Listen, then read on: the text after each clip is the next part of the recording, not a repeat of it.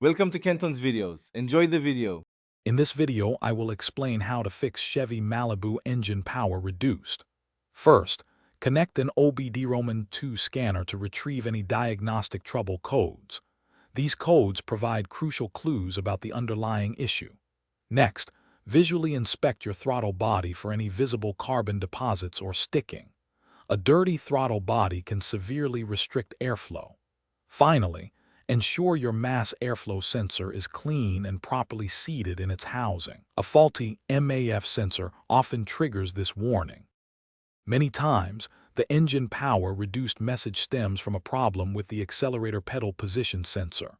This sensor tells your car how much power you're requesting. Also, carefully check the entire engine wiring harness for any signs of fraying, cuts, or loose connectors.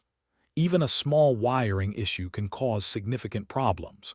In more complex cases, the engine control module itself might be failing, requiring professional diagnosis and replacement.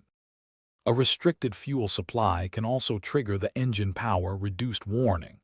Verify your fuel pressure is within specifications and consider replacing an old fuel filter. Next, meticulously check for any vacuum leaks around the intake manifold and all associated hoses. Even a small leak can disrupt engine performance. Lastly, confirm that your exhaust system isn't clogged, as excessive back pressure will severely limit engine power.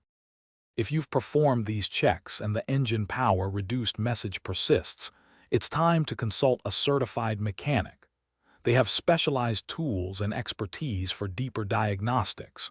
Remember, regular vehicle maintenance, including oil changes and filter replacements, is key to preventing many engine issues.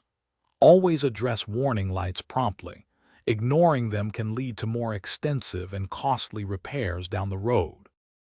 Thanks for watching. Consider subscribing if we helped you.